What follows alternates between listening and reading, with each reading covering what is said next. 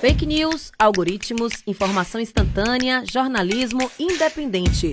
Os desafios do jornalismo na era da ultraconectividade discutidos aqui, na Sala de Imprensa. Olá, está no ar o Sala de Imprensa, o programa que deixa você informado e informada sobre os temas mais atuais do universo da comunicação. Antes de apresentar o nosso convidado do dia, eu quero deixar um recado importante. Esse e todos os outros salas de imprensa você pode encontrar no nosso canal do YouTube. É só apontar a câmera do seu celular para o QR Code que aparece na tela e lá você vai poder ver todos os programas do Sala de Imprensa e da nossa TV Câmara quando e onde quiser. Antes de começar também eu quero pedir desculpas por essa voz rouca, né? A gripe me pegou, a gente está aqui trabalhada no própolis, mas a conversa vai ser muito boa, porque a gente vai falar de memórias do jornalismo baiano, com um convidado especialíssimo que tem muita história para contar. Ele começou como repórter, editor e crítico musical do Jornal da Bahia. Também foi repórter freelancer do Jornal do Brasil e das revistas Veja e Isto É. Nos anos 80, ele escreveu crônicas semanais para o Jornal à Tarde e para o Semanário Pasquim. Foi secretário de comunicação do governo da Bahia, assessor de comunicação da Telebrás, que era vinculada ao Ministério das Comunicações, quando o ministro era Antônio Carlos Magalhães. Foi também presidente da Empresa Gráfica da Bahia e do IRDEB. Durante 20 anos foi conselheiro do Tribunal de Contas dos Municípios e atualmente é comentarista da Rádio Metrópole. Estou falando de ninguém menos que Fernando Vita, esse gigante do jornalismo na Bahia. Fernando, muito prazer recebê-lo aqui, seja bem-vindo à nossa sala de imprensa, vai ser excelente esse nosso bate-papo. Eu queria começar aqui com uma pergunta, que pelos meus cálculos você tem aí 57 anos de carreira, é muita coisa, muita história, e eu queria que você começasse falando um pouco sobre como era o fazer jornalístico de quando você começou 57 anos atrás, como era a apuração, como era a investigação, né? Como era a velocidade da informação naquela época. Fala um pouco pra gente, que a gente já tem aí algumas gerações que não sabem o que é fazer jornalismo sem internet, né? Eu queria que você desse um pouco esse depoimento de lá do comecinho. Antes de tudo, o meu abraço especialíssimo para todos que me escutam e veem na TV Câmara. Um abraço também muito especial para toda essa equipe que está aqui nesse bate-papo que eu penso deva ser o mais informal possível, e o meu agradecimento pelo convite antes de tudo. Bom, eu me dou ao costume de vez por outra ficar pensando as coisas, colocando-as em gradações diferentes. E essa semana eu me peguei fazendo a seguinte constatação: eu não sei se eu teria tesão para entrar numa redação de jornal hoje, porque eu sentiria uma imensa diferença, já não ouviria o batucar das teclas de máquina de escrever, porque todo mundo hoje escreve em processadores de texto, em notebooks. Eu não teria o cheiro de cigarros mais diversos, os mais diferentes, em marcas, e sabores e legalidades, porque hoje ninguém mais fuma, pelo menos, esses cigarros mais oficiais. E fui levado a lembrar da primeira redação que eu frequentei, que foi a redação do Jornal do Brasil, do Jornal da Bahia, digo melhor, ali na Barroquinha, onde você entrava e parecia que você saía de um mundo à parte, que era o mundo das ruas, para um outro mundo ainda mais à parte, que era o mundo das redações. Eu estou falando da redação do Jornal da Bahia, mas isso vale na época para a redação de qualquer outro jornal onde eu estivesse eventualmente trabalhando. Aí você foca no fazer jornalístico daquela época. Bom, era um jornal feito por repórteres, redatores, diagramadores, revisores, e lá na parte industrial, digamos assim, gráficos, impressores, etc. Eu não sei quantas dessas profissões já desapareceram nos tempos modernos e nas formas atuais de fazer um jornal impresso, por hipótese. Como também deve ter mudado na forma de fazer televisão, rádio, etc., etc., etc., graças a essa imensa transformação essa imensa revolução tecnológica que a internet e a digitalização dos meios provocaram, né? Provocou, digo melhor. Qual é o fato? Você tinha lá o repórter que ia para a rua para cobrir, eventualmente, o fato mais insignificante ou meramente desimportante, um pequeno incêndio, um acidente de carro, um assalto, até a grande tragédia, ou grande fato político, ou grande fato cultural. Tá? O que variava era a quantidade de gente que você botava para fazer isso, em termos de repórteres e fotógrafos, etc. Ou seja, o repórter tinha que ter o pé na rua, o fotógrafo tinha que ter o pé na rua. E hoje essa coisa se dá de forma completamente diferente. O repórter quase nunca sai para apurar, porque ele pode apurar tudo pelo WhatsApp, pelo telefone, pelo celular. Pelo telefone celular ele já edita o texto dele, ele já manda para o jornal em tempo real. Em síntese, é um mundo completamente diferente. Você me perguntaria, ou eu imagino que você me perguntaria, como é que você se adaptaria a esse novo tempo? Da mesma maneira que tive que me adaptar àqueles tempos antigos. Você, quando sonhava em ser qualquer coisa na vida, não necessariamente jornalismo, primeira coisa, você tem que fazer um curso de datilografia. Era mesmo. E naquela época haviam as escolas de datilografia e mecanografia, onde o cara que aprendia datilografia aprendia não só o ACD-FG das primeiras letras da máquina de escrever, como também era obrigado a aprender a armar e desarmar uma máquina de escrever. Hoje, qualquer garotinho de 5, 6, 7, 8 anos já domina um controle remoto, um telefone celular, um computador, um notebook, de sorte que ele não teria grandes dificuldades de se adaptar a um ambiente tecnológico, como também a exigência que era passada a nós da velha geração era saber bater máquina. Então todo mundo chegava na redação de um jornal, mesmo catando milho, mas ele sabia bater numa máquina, escrever numa máquina de escrever. E os tempos foram passando, as facilidades de telecomunicações foram aumentando, aí veio a digitalização dos processos, o avanço também no setor de fotografia, de como fazer essas coisas saírem da rua e chegarem até a redação dos jornais, e daí saírem da redação dos jornais, chegarem às máquinas de impressão. Tudo isso mudou, tudo isso... Eu me lembro, é um fato que eu gosto de lembrar também. Logo que surgiu a telefoto, meu Deus, parecia que o mundo estava se transformando. Era o quê? Era você fazer uma fotografia e transmiti-la por linha telefônica. Sim. De um ponto distante para o seu jornal. Aquilo foi uma revolução. É mesmo. Foi uma revolução. Telefoto, o fotógrafo se sentia extremamente orgulhoso de botar telefoto de fulano de tal. Né? Depois, isso hoje...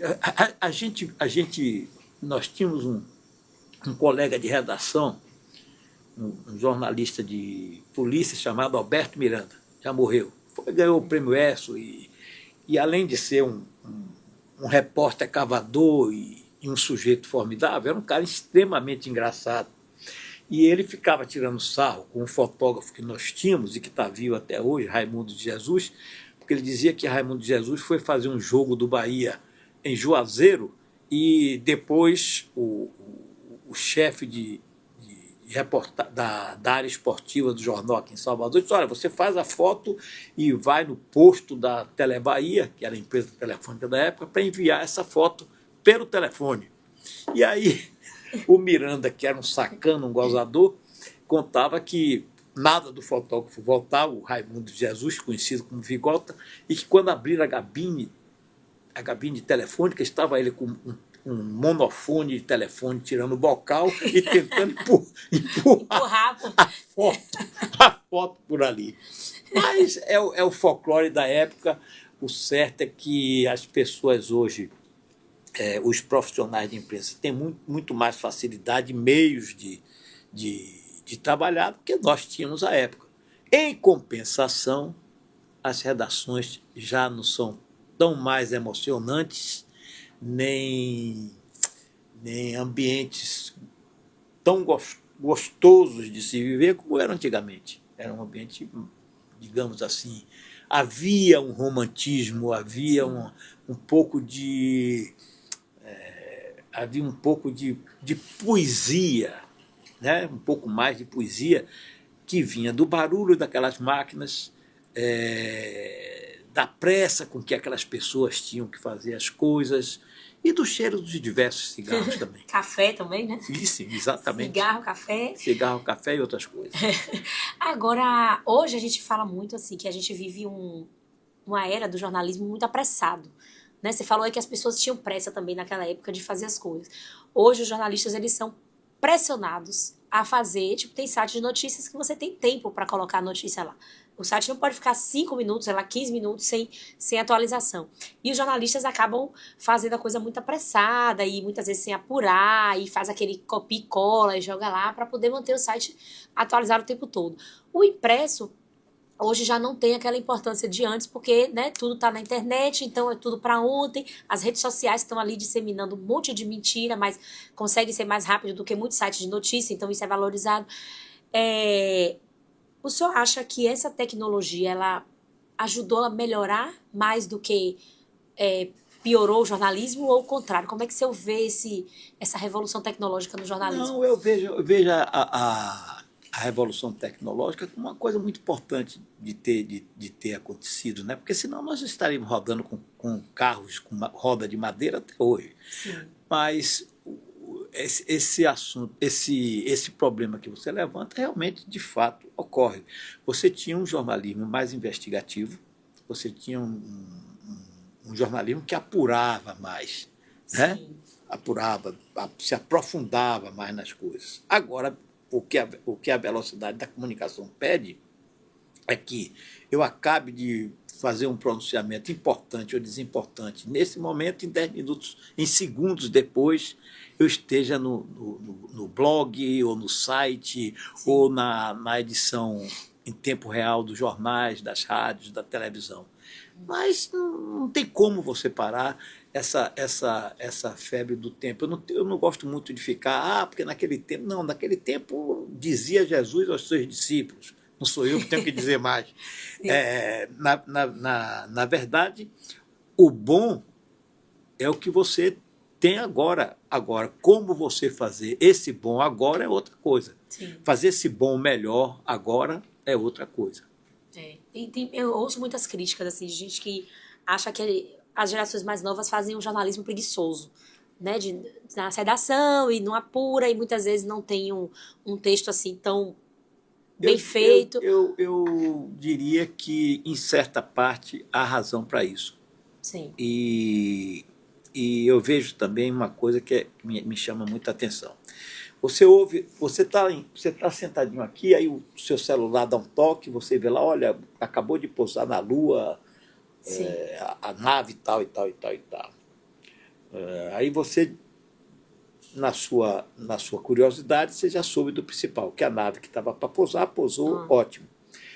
Mas o que eu sinto falta é daquele aprofundamento imediato, sim, daquela primeira informação. Sim. Você vai tendo, na velocidade com que se busca passar as informações, essa informação veloz me deixa com uma série de perguntas na cabeça. Aí fica a expectativa, bom, tudo bem, eu não consegui ter todas as minhas respostas, minhas carências informativas agora, mas amanhã, quando for na edição impressa ou for na edição definitiva do Jornal do Dia, eu vou encontrar e você continua sem encontrar. Mas aí a culpa não é dos profissionais, ou não é só dos profissionais, e muito menos da tecnologia que avançou. A culpa é que a indústria de fazer e disseminar notícias, ela está ficando competitiva, cara, numa proporção inversa à capacidade dos meios, digamos, já que estamos falando de jornal, da mídia, dos jornais impressos, das emissoras de televisão, das rádios, de obterem meios de se autossustentarem com lucro, porque são empresas. Por que eu digo isso? Porque você hoje está...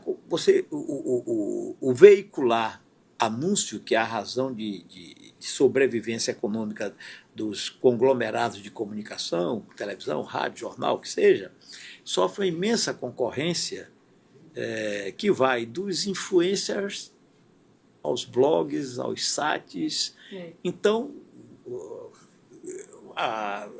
não sei, hoje não se fala mais isso, mas antigamente existia a figura do passaralho.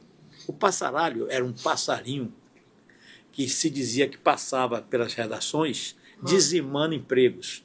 Então, tem. quando Não se diz mais isso, mas tem.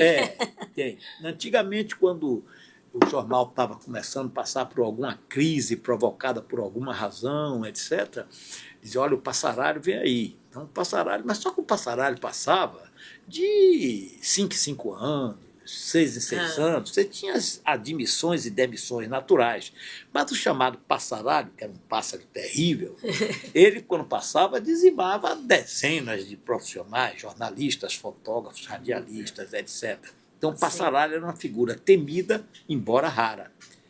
Hoje eu noto que o passarinho está passando com mais frequência nas redações em função, corrijo, da carência que os jornais, os jornais, as rádios, as televisões ainda estão descobrindo os meios que lhe vão permitir serem, digamos, absolutos na publicação de anúncios de informação paga, como meio natural de sua sobrevivência. Sim. Eles ainda estão se descobrindo nesse departamento. Ainda estão se descobrindo em como fazer com que a informação, o conteúdo jornalístico que eu produzo, que é usado pelos blogs, pelos sites, pela inteligência artificial, como é que eu vou ser reembolsado, como é que eu vou ser remunerado por isso, porque sou eu que estou remunerando as Isabelas da vida para produzir esse conteúdo.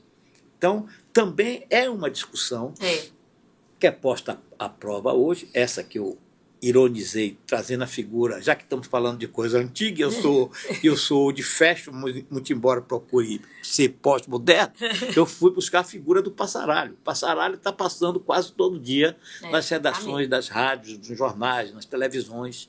Você sempre, essa semana, só para pegar um exemplo dessa semana, eu não estou falando de um jornal qualquer.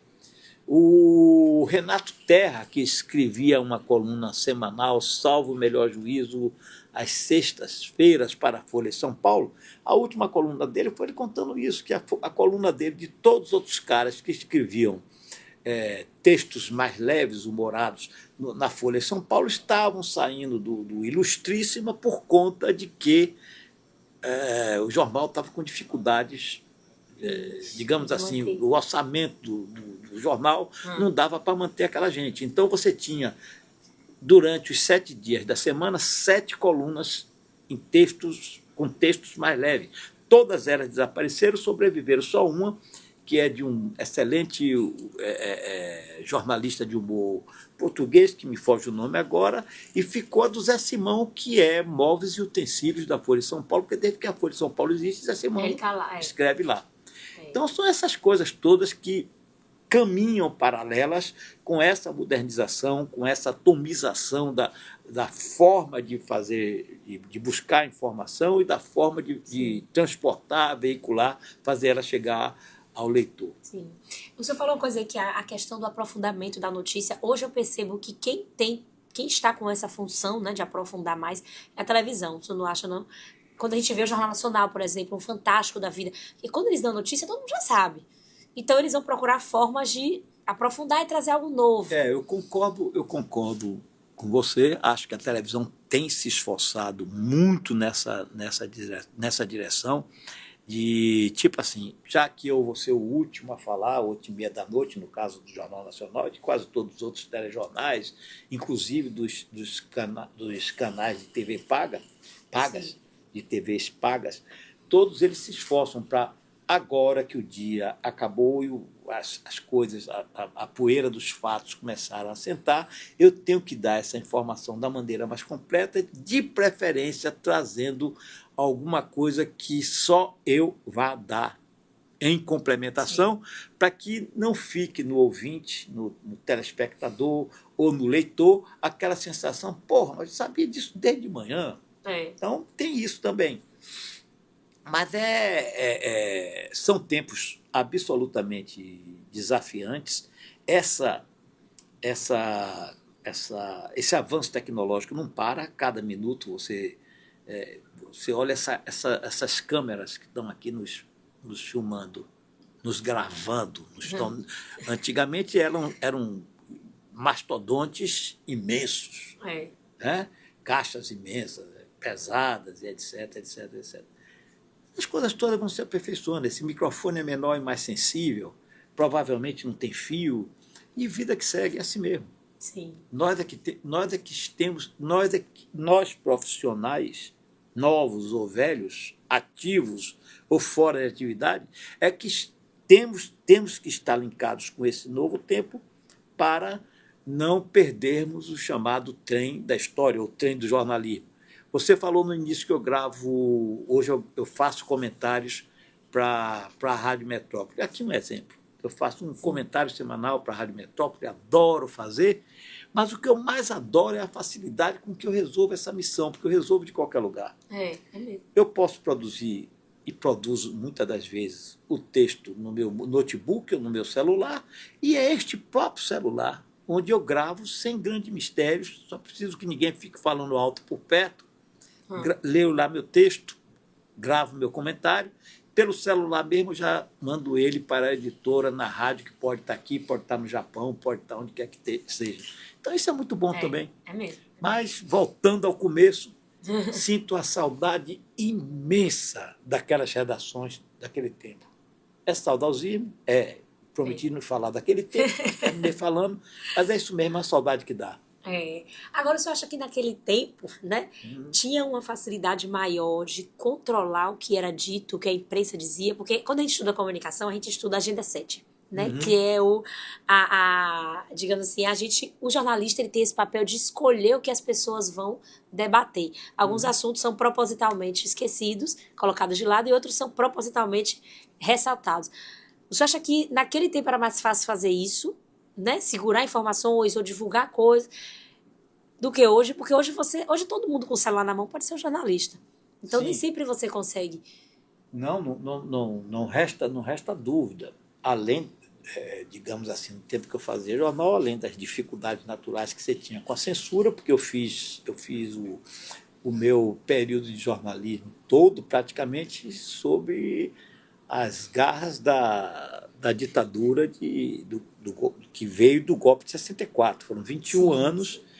É claro que a proporção que o tempo foi passando, essa censura foi diminuindo, mas sempre você tinha a censura oficial dos ditadores, e você tinha também, digamos assim, a autocensura dos donos de meios de comunicação, tá?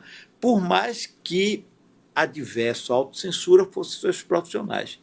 Então, eu lembro bem que o que a gente fazia era escrever como a gente achava que devia ser, e os filtros que viriam depois, sejam por autocensura de donos de jornal, de editores, de redatores, era uma coisa que fugia um pouco ao nosso controle. Mas terminava que, mesmo sem você sentir, você dizia, eu não vou botar não vou fazer alusão a esse fato, porque isso aí certamente vai ser cortado.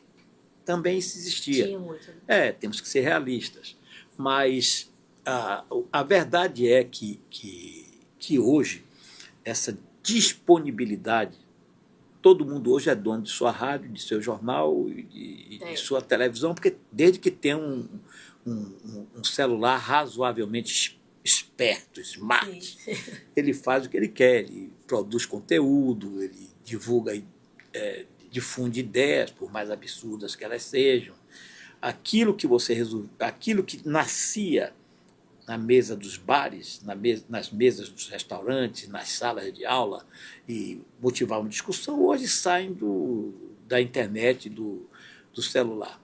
Na Bahia se dizia, lá atrás, que tudo que acontecia na Bahia, estou falando da cidade de Salvador, se dava do Campo Grande até aqui pertinho a Praça Municipal. Então, todos os fatos, Sim. tudo que acontecia do Campo Grande, lá do pé do Caboclo, até aqui, ao pé da Prefeitura, da Câmara, do Paço Municipal. Hoje, não mais. Isso, obviamente, já era um filtro. Já era um filtro. Um agendamento. Já era uma espécie de agendamento. Uhum. O que está acontecendo, além desses dois limites da cidade, no Não Pelourinho, por hipótese, ou lá embaixo na Barra, ou nos subúrbios, Sim.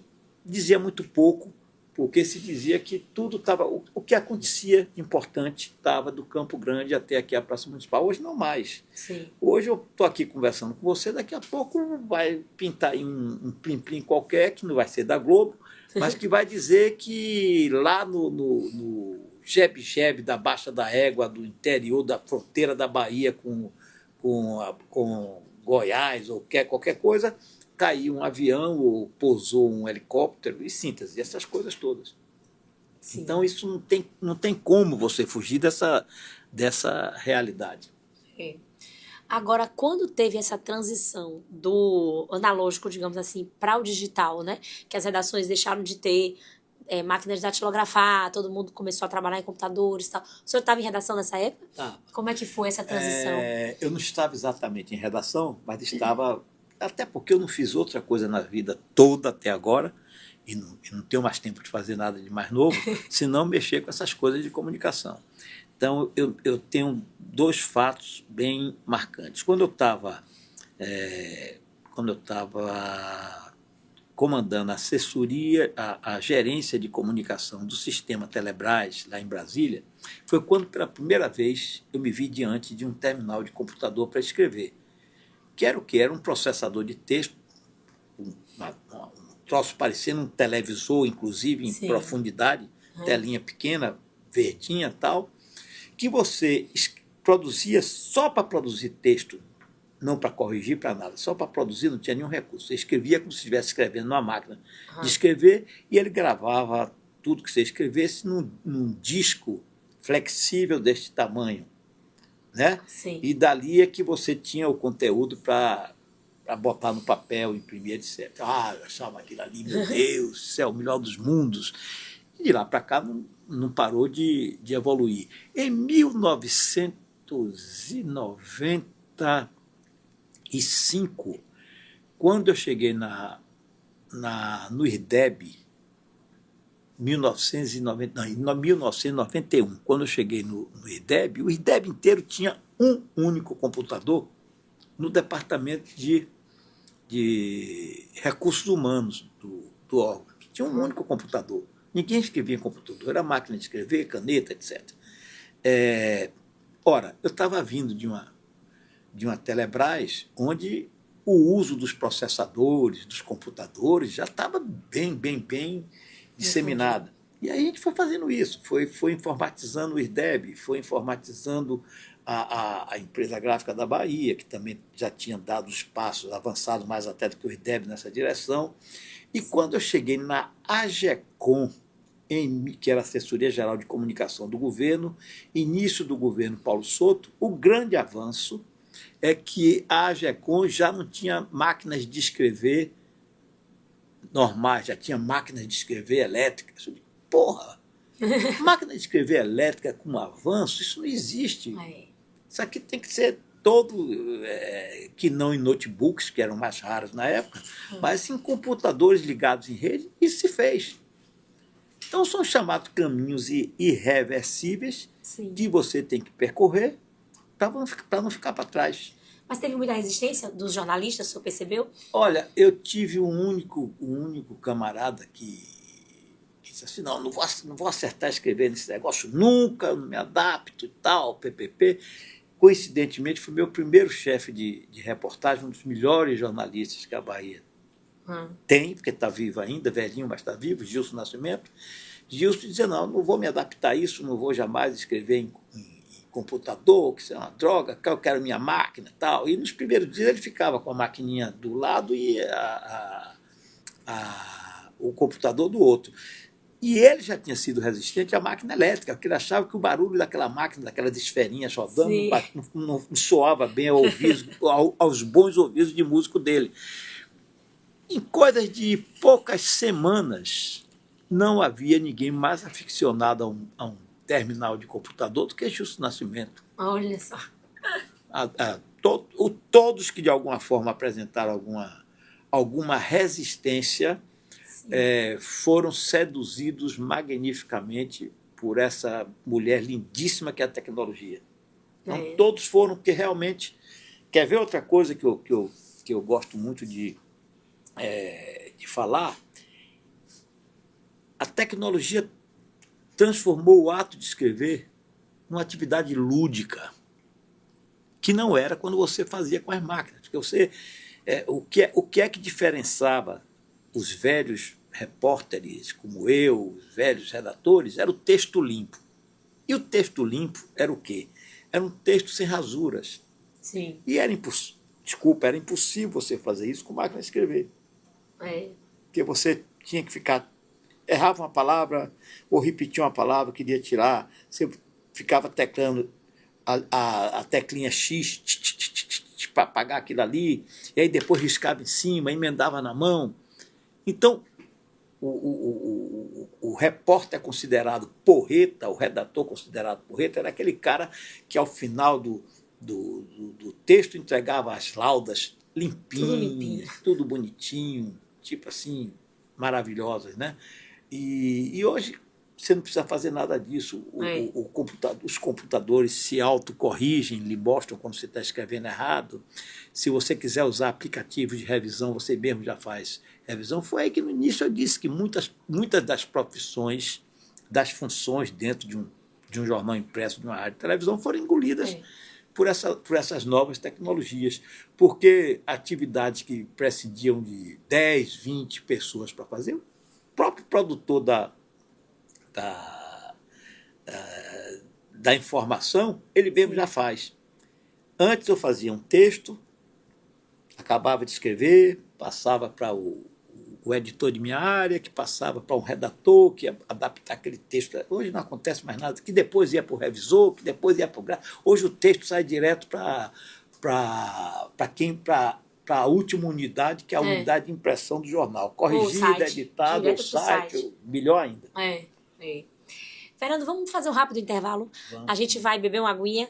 Daqui a pouco a gente volta para continuar esse bate-papo aqui sobre memórias do jornalismo baiano.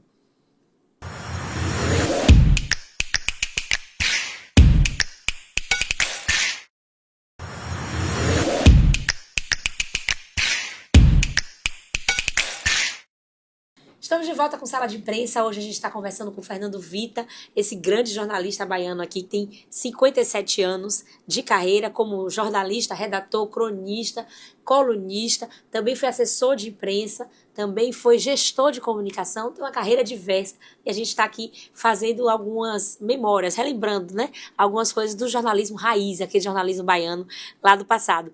Fernando, eu queria que você falasse um pouco também agora sobre... o que foi mais marcante para você nessa carreira de jornalista? Assim, teve algum fato histórico que você cobriu e que te marcou assim, profundamente, que você achou, poxa, que bom eu ser jornalista e estar aqui agora nesse momento? A chegada do homem à Lua. Foi mesmo? Por quê? Porque esse jornal que eu trabalhava, que não existe mais, o Jornal da Bahia, era um jornal razoavelmente ousado e inovador.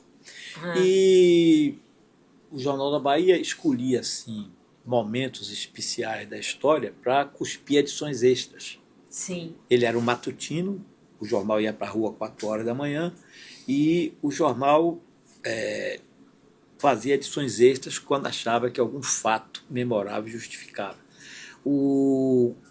Me lembro de 2 ocasiões em que nós fizemos edições extras que me marcaram, uma mais do que a outra. A chegada do homem à Lua, primeira vez que o homem pôs os pés na superfície lunar, o Jornal da Bahia fez uma edição extra. Então, minutos, horas, poucas horas depois que finalmente os americanos tinham chegado e fincado a bandeira da América na superfície lunar, o Jornal da Bahia já estava nas ruas dando os detalhes possíveis e imagináveis, as fotos e tudo mais.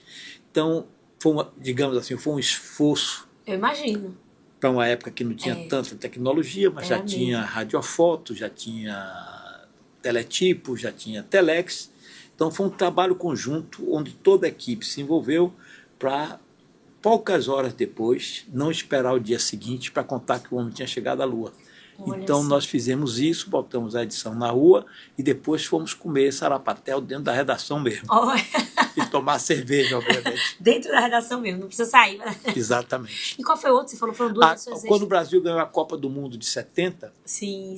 havia muita confiança do jornal de que o Brasil seria campeão e nós planejamos uma edição extra para sair logo ao final do jogo.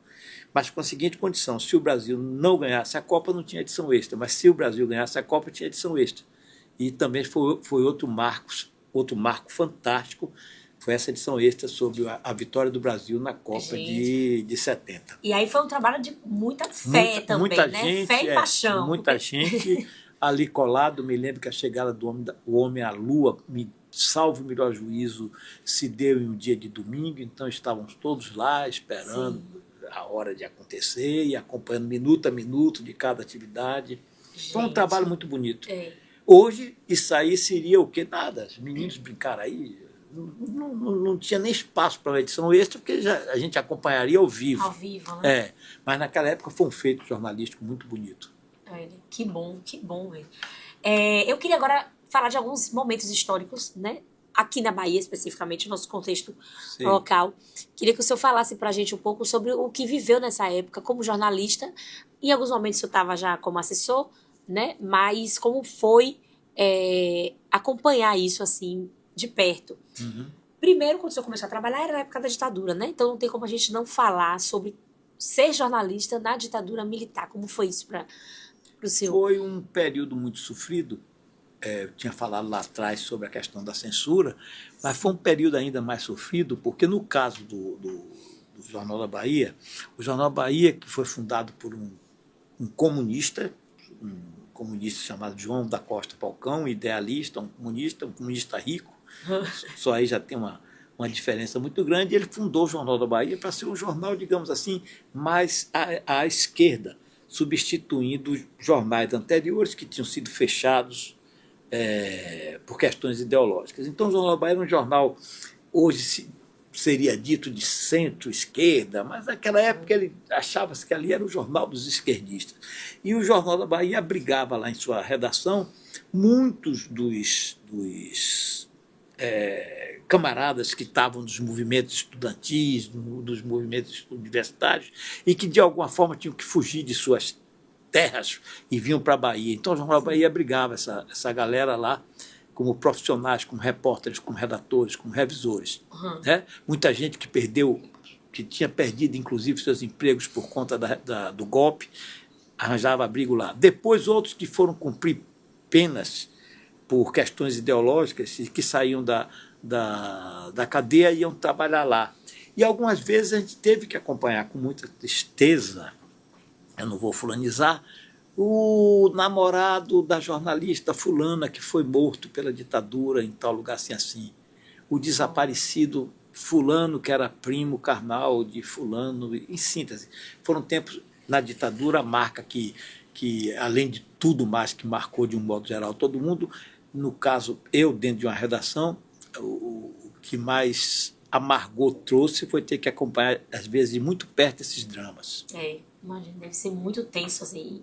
E você ter que exercer sua profissão com medo, né? Debaixo desse manto de medo. Sim. Depois veio a campanha das Diretas Já, né? Como é que foi acompanhar isso, assim, essa briga para a volta da democracia? A campanha das Diretas Já, eu devia estar no setor de telecomunicações, mas eu diria que dos movimentos de massa que esse Brasil já assistiu, foi o mais bonito deles. Né? Não só pelas multidões que levou à rua, que o movimento das diretas levou às ruas nas diferentes praças do país, mas pela diversidade dos líderes que fizeram com que essa gente fosse para as ruas. Então, você tinha do Tancredo, do Covas, do Brizola, pessoas que, mesmo sendo de uma ideologia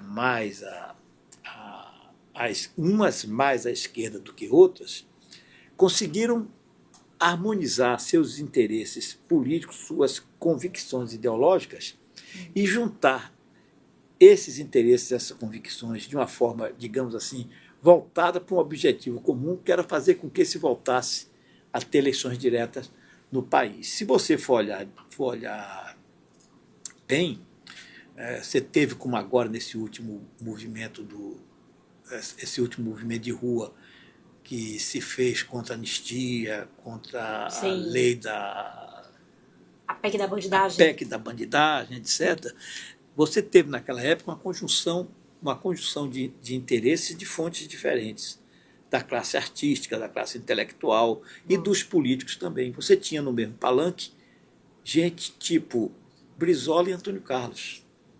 Porque no fim da campanha das diretas, quando viu-se que você ia ter a última eleição indireta e o Tancredo era o candidato, o Antônio Carlos foi quem teve aquele papel de dar a primeira porrada segura dos milicos aqui na Bahia, quando o almirante, o brigadeiro, salvo o melhor juízo, Délio Jardim de Matos, que era o comandante da aeronáutica, chegou aqui, deu entrevista, e coube ao Antônio Carlos rebatê-lo, dizer que traidor era quem, não sei o quê, não sei o quê. E aí, a partir desse momento, o Antônio Carlos, que era considerado o mais árduo dos adeptos da Revolução de 64, estava no mesmo palanque com o Tancredo Neves, fazendo comício em Goiás e sendo aplaudido por um gesto de coragem de um momento que a história se faz, a história política principalmente, se faz por instantes.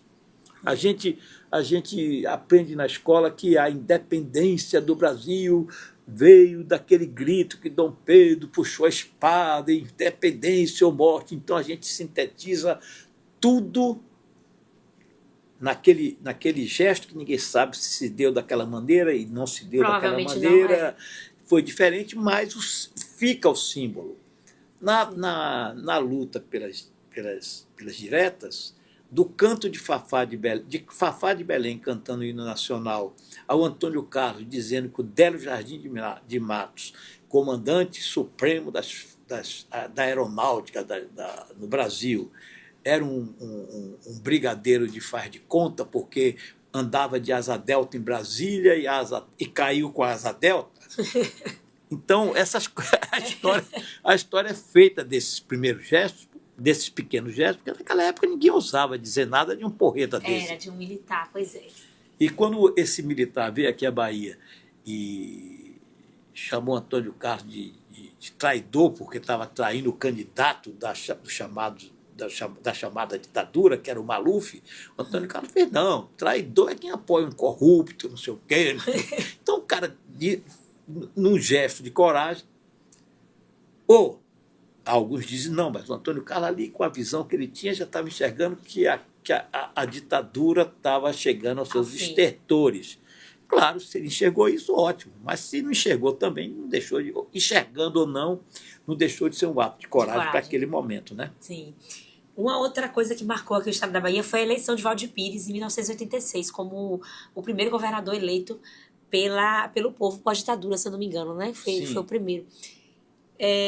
Eu já ouvi relatos assim, de pessoas que se emocionaram, que foi um momento... Como é que você ouviu isso, assim, como jornalista e estando dentro da política? Eu estava, nessa época, eu já estava na comunicação da Telebrás. Sim. E fui chamado para vir dar uma mão na campanha, na comunicação da campanha do Josafá Marinho, que era o candidato adversário do Valdir Pires. Sim. Você teve ali, veja, quando se colocou o Josafá candidato, digamos, das chamadas forças conservadoras, isso foi feito porque o Josafá era um cara tido como um cara progressista, era um liberal, era um cara com ideias um tanto mais para a esquerda, então para combater o MDB da época, que vinha muito forte, com o Valdir, pôs-se o Josafá. Mas, desde o início da campanha, viu-se que o Valdir ia ter uma vitória avassaladora, empurrado pelo sucesso até então do Plano Cruzado, Sim. que elegeu, naquela época, o MDB, que era onde estava o presidente Sarney, elegeu a maioria do Congresso e tudo mais. Sabia-se que o Valdir ia ganhar,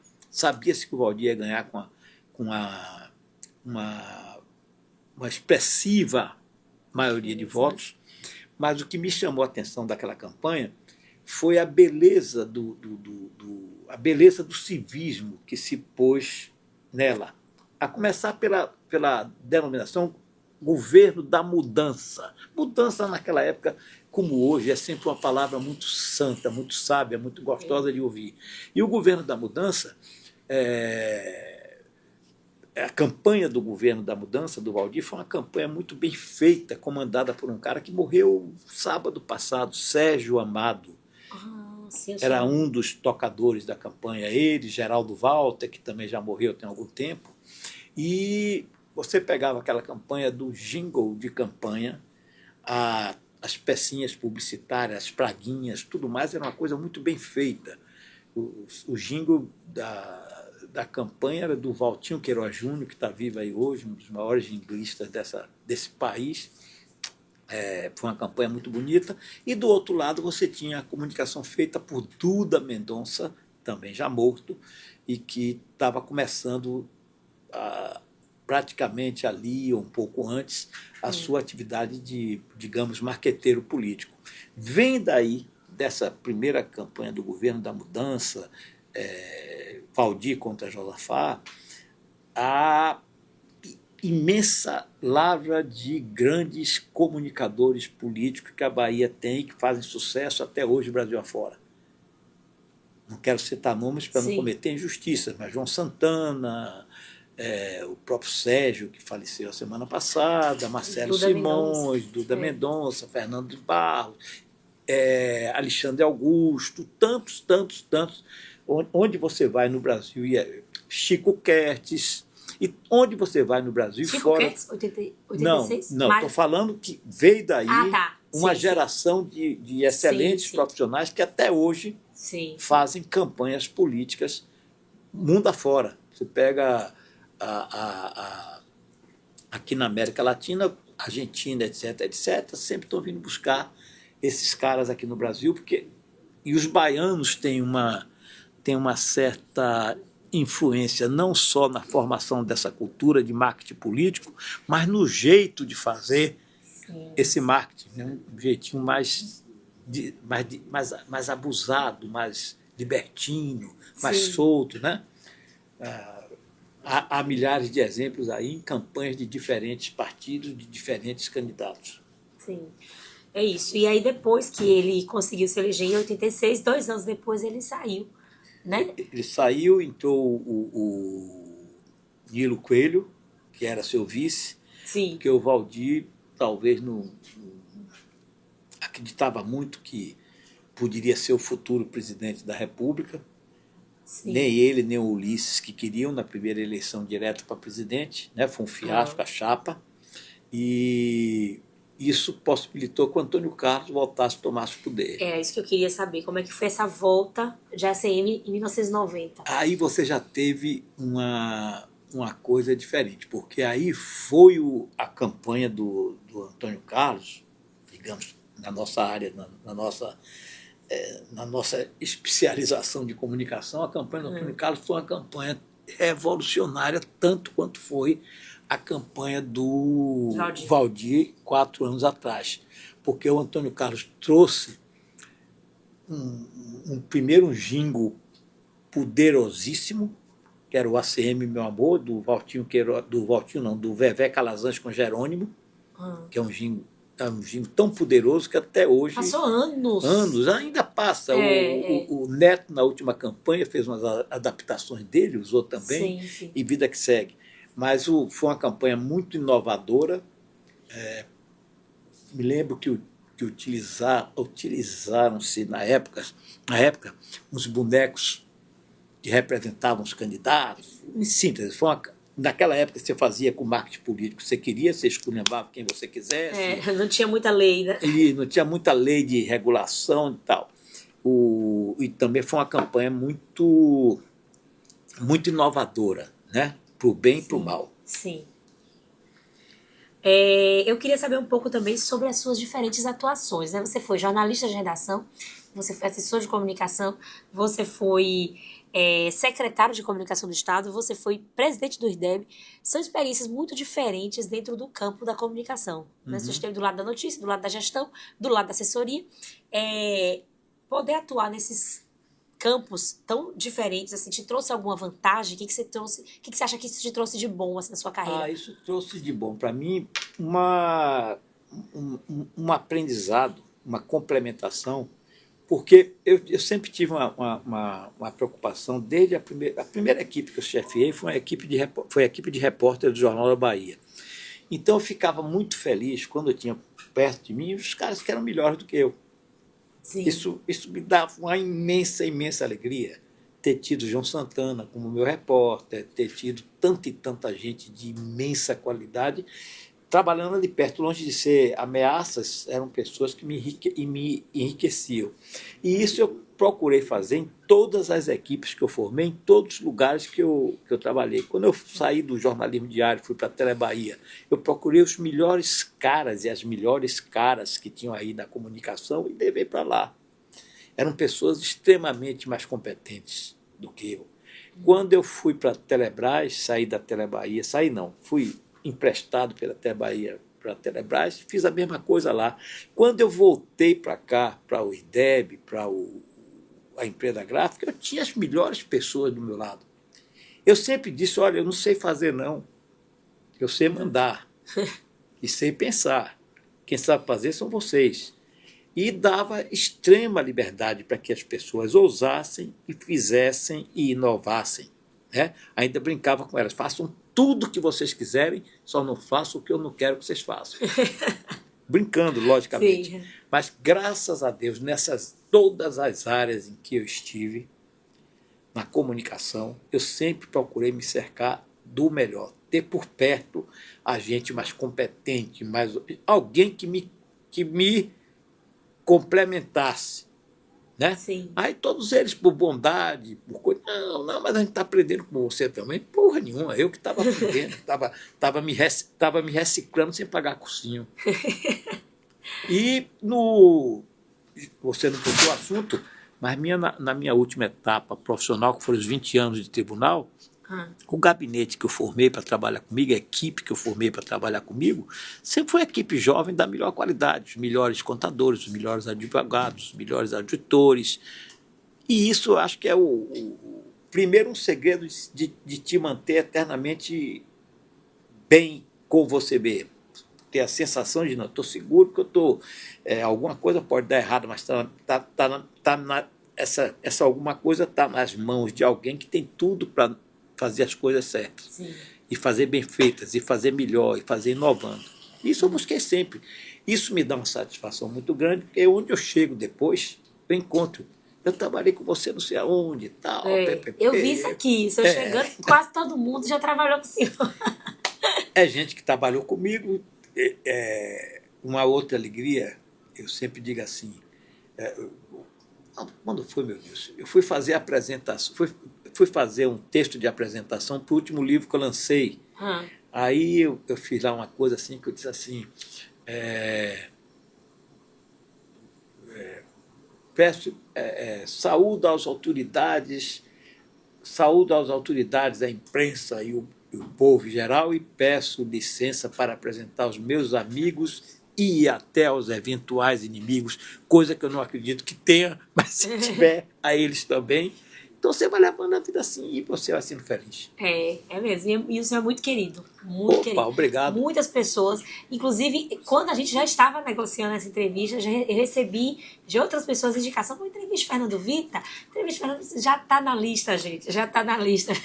Se não tivesse já meio velhinho, eu ia me candidatar a alguma coisa. Para ver se esse bem-querer se transformava em voto. E voto, né? Agora vamos falar da sua carreira literária. Você Sim. tem 6 livros publicados, né? Certo. E todos de ficção, se eu não me engano. Todos. E que medida isso foi sendo, esse gosto pela literatura foi forjado no jornalismo? Já veio daquela época que você falou no início aí que tinha mais poesia nas redações de antigamente. Não, na verdade, essa é uma coisa interessante, eu gosto de falar disso. Porque eu sempre fui do factual, do jornalismo diário, etc. Tal, da Sim. comunicação publicitária e tal. Lá para as tantas da vida, chega um elemento que você conhece, chamado Tasso Franco, tanto Sim. toda vez que eu encontro ele, você é culpado dessa porra. Ele vai nos lançamentos do meu livro, a culpa é sua. Por quê? Porque chega lá um dia, Tasso Franco vira para mim e diz assim, olha, você devia escrever... Tasso Franco tinha assumido uma posição de segunda pessoa do Jorge Calmon na Tarde, Sim. naquela época, e o Tasso disse, eu queria que você fizesse uma crônica semanal para aqui, uma coluna semanal para cá. Eu disse, porra, eu vou fazer, mas eu só quero fazer da seguinte maneira, primeiro eu quero que você me dê um dia fixo, para que as pessoas saibam que naquele dia eu vou estar ali. Uhum. Tá? Então é a segunda-feira. Então toda segunda-feira você me diz qual é a antecedência que você quer, e a outra é que eu possa comentar as coisas sérias de uma forma escrachada e as coisas escrachadas de uma coisa séria. Pode ser assim? Pode. E aí eu comecei a fazer essas crônicas semanais para tarde, toda segunda-feira. E confesso que com absoluta liberdade dada por Tasso, por Jorge Calmon, Dr. Jorge, também via as coisas que eu fazia, gostava e não se incomodava. Depois entrou Margarete Lemos, que hoje vive em São Paulo, também foi minha editora, Calixto Sabatini, todos eles deixavam fazer absolutamente o que eu queria com aquela porcaria daquele espaço que eu tinha lá. Aí vou para Brasília, continuo fazendo meus artigos semanais para tarde, até porque a tarde pagava e pagava direitinho por essas crônicas, quando um dia me aparece uma criatura que eu nunca vi na minha vida, mas que me lembro o nome dela até hoje, que se chamava Eliane Jaguarivel. Eliane Jaguarivel, ela morava em Brasília e o Jaguar do Pasquim, que morreu também recentemente, pediu ela, olha, eu precisava de alguém aqui em Brasília que escrevesse o Pasquim uma vez por semana. Porque o Pasquim tinha gente que escrevia de Londres, tinha gente que escrevia dos Estados Unidos, tinha gente que escrevia de tudo quanto é canto, mas não tinha ninguém escrevendo de Brasília, o centro do poder. E o Jaguar achava que devia ter alguém de lá, fazendo coisas sacanas com relação a Brasília, a partir da própria Brasília. Aí essa menina chegou para ele, só tem um carinha aqui que escreve umas coisas para tarde, lá da Bahia, e eu acho as coisas dele muito compatíveis com o que vocês fazem. Aí o Jaguar, sem me ver, pediu que começasse a mandar artigo. Eu mandei o primeiro, foi publicando, também o Pasquim na época pagava ainda melhor do que a tarde, e pronto. E aí eu disse, bom, eu tenho aquilo me deu ousadia mesmo, assim, suficiente para dizer, pô, eu posso ousar um pouquinho por aqui. Aí fiz um primeiro livro experimental, foi o Tire a Doidinha da Sala, que vai começar a novela, que virou um livrinho prêt-à-porter, andava na mão de todo mundo sem nunca ter sido publicado. Os originais dele andavam de mão em mão, todo mundo, tá do cacete, procura quem queira editar, mas nunca ninguém quis, a editora não se interessou por aquilo. Sim. Então o livro ficou como se fosse um cachorro sem dono, de mão em mão, até que veio o prêmio Braskem de Cultura e Arte, e premiou esse livro com no prêmio de Braskem, melhor romance, alguma coisa, cujo prêmio não envolvia dinheiro, mas envolvia publicar o livro e lançar. E foi feito isso. Aí daí o segundo livro, que foi o Cartas Anônimas, eu já fiz com a mesma editora que eu estou hoje, e veio Cartas Anônimas, veio o Avião de Noé, depois veio a República dos Mentecaptos, veio Desirê, a sexóloga que não sabia mais, por último veio 1964, O Golpe, o Capitão e o Punho do Maestro. Todos esses 5 livros foram pela editora, que ainda me deu o privilégio de pegar o Tire a Doidinha da Sala, cuja edição é esgotada, e relançá-lo em e-book. Olha, que então, bom. todos 6 estão em catálogo, todos 6 pela Geração. eu fico feliz com isso, porque pude escrever livros, né? Já tinha feito filho, já tinha plantado árvore, já tinha feito casa. Aí agora não fiz além, pensei em fazer um só, fiz 6. E quero ter tempo de fazer outros. Vai ter, com certeza. Tomara. E para a gente finalizar agora, que infelizmente nosso bate-papo está se caminhando para o final, que conselho que o senhor daria para os novos jornalistas que estão aí entrando no mercado? Brincando, aqui uma forma bem sacana, se conselho fosse bom, não se dava, vendia. Mas o que eu poderia dizer a qualquer pessoa que venha entrar nesse ramo, vamos dizer assim, usando a palavra bem démodé, entrar nessa atividade, que procure fazer o melhor que possa, sempre. E sem pressa de fazer muito depressa o que você sabe, já atingiu um nível de perfeição que você sabe que só o tempo vai lhe dando. O tempo, a dedicação, a aplicação. Mas o conselho principal que eu dava, e que é uma coisa que me choca profundamente, as pessoas que eu falo dessa geração não leem mais nada. Já recebi outras críticas disso também. O nicho de leitores que eu falo, é aquele carinha que pega um livro, lê aquele livro, mesmo que ele não tenha muito tempo, mas ele lê aquele livro até o livro ficar encebado dele tanto folhear, mas ele lê. Acaba aquele livro, ele pega outro, acaba aquele outro, ele pega outro, acaba aquele outro, ele pega outro. Não necessariamente, como se vê hoje, você entra numa livraria que as pessoas já não frequentam. Como antes. Como antes. Você entra numa livraria que são raras. Quando eu lancei meu primeiro livro, Cartas Anônimas, esse livro foi distribuído para 180 e tantas livrarias do Brasil todo. Hoje, você, para distribuir esse livro para 100 livrarias, vai ter dificuldade, porque elas foram desaparecendo.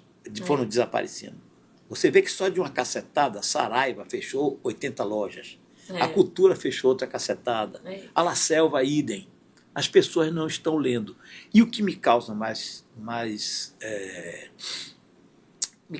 espanto é que você entra numa livraria, nas gôndolas, nas prateleiras, você caminha por quilômetros de livros de autoajuda, seja mais rico, seja mais feio, seja mais magro, seja mais gordo, seja mais feliz, seja mais triste. E aí você pergunta, quando você vai procurar os livros dos bons autores nacionais ou estrangeiros, você tem dificuldade de encontrar. E o livro é uma emoção. O livro é comprado muito na emoção. Você chega numa livraria, você pega aquele livrinho ali e olha, isso aqui deve ser interessante e tal, folheia, olha a contracapa, olha o prefácio. Mas quando você entra hoje, você para ter o prazer de descobrir alguma coisa sobre a qual ou eu já recebi alguma dica ou li alguma coisa, eu tenho que procurar o vendedor, porque aquele livro não vai estar ali. Dou um exemplo. Ontem saiu a edição nacional, dia 25 de setembro, a Companhia das Letras lançou o último livro do Keita Lise, que é um americano que já está com 90 e tantos anos, um cara que faz um jornalismo romantizado muito bonito, um jornalismo ficção, digamos assim, e que esse último livro dele, ele trata dos ninguéms. Você sempre viu livros tratando de fulano, é isso e aquilo. A curiosidade maior dele, ao longo da profissão inteira, foi escrever sobre desimportantes, sobre um cara que ninguém liga, que ninguém sabe.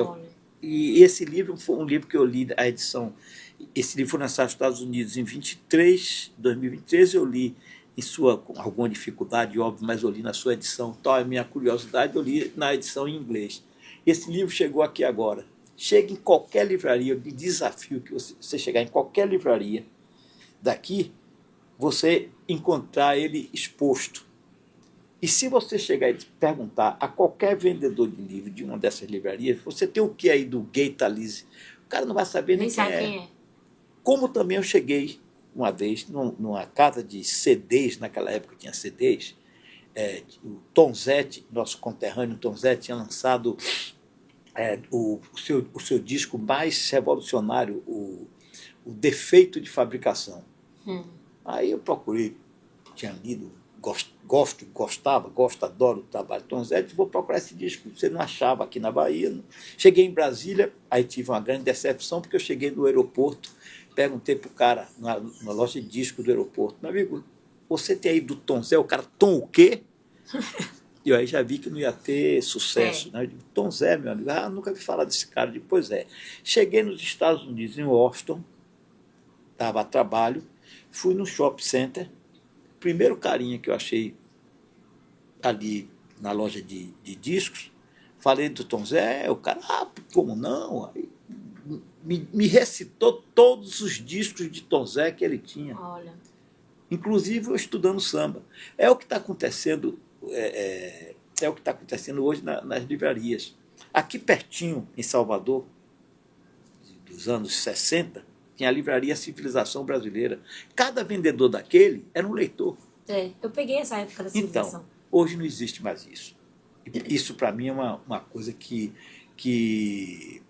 desestimula, que entristece. Por isso que, quando você me perguntou o que é que você aconselharia, eu posso aconselhar uma cacetada de coisas se conselho, tendo sido bom, fosse vendido, não dado. Mas uma das coisas que eu disse é, galera, quer entrar nesse departamento ou em qualquer outro departamento, leia, vá ler. Né? É lendo que você aprende a escrever e é lendo que você aprende a viver. Se isso ficar na cabeça das pessoas, é uma coisa muito importante. Eu falei da juventude, mas quanto velhinho assim como eu, caras que já se aposentaram, e que não conhece, você perguntar qual foi o último livro que você leu, ele vai dizer que foi o catálogo telefônico. Entendeu? Então pegam, não leem, no tal, muito raramente saem, vão ao cinema ou vêem um filme, correm mais atrás dessas séries, vão escalar séries, como jovens dizem, né? Senta 8 horas da manhã, vê 10 capítulos de uma série. Por que é que alguém não vai lá buscar ver os filmes do Fellini, os filmes do Godard, os filmes do Glauber e tantos outros, do Delcio Pereira dos Santos, né? Para ter um pouco mais ter um panorama, digamos assim,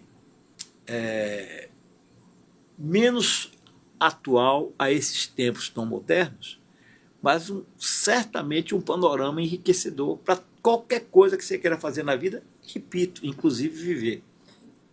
É isso mesmo. Obrigado, Fernando, por essa eu que agradeço. Aula que eu acabei de receber aqui de jornalismo. Não, aula não. Eu que ganhei amanhã, ganhei o dia, ganhei o resto da semana, diria que ganhei o resto da vida. Primeiro, de reencontrar tanta gente que eu quero bem. Segundo, de ter podido conversar sobre tanta coisa que a gente tem sempre vontade de conversar. É mesmo. Com o neto, com o filho, com o irmão, com o sobrinho. E nem sempre a audiência. A audiência está afim. Mas a nossa audiência vai estar muito afim. Está afim de pegar o celular e está mostrando, você já viu isso aqui? É isso aí. Mas que bom, que prazer, então. Espero que a gente possa conversar outras vezes. Quantas vezes quiserem. E muito obrigada. Hoje a gente fica por aqui, mas se quiser rever essas e outras edições do Sala de Imprensa, vai lá no nosso canal do YouTube. O QR Code está aparecendo aqui na tela, é só você apontar a câmera do seu celular e será direcionado. Aqui na nossa TV Câmara, a gente se encontra toda quinta-feira, às 13 horas, e na Rádio Câmara, toda sexta, também às 13 horas, na 105,3 FM. Obrigada pela sua companhia, continue na nossa programação e até o próximo Sala de Imprensa.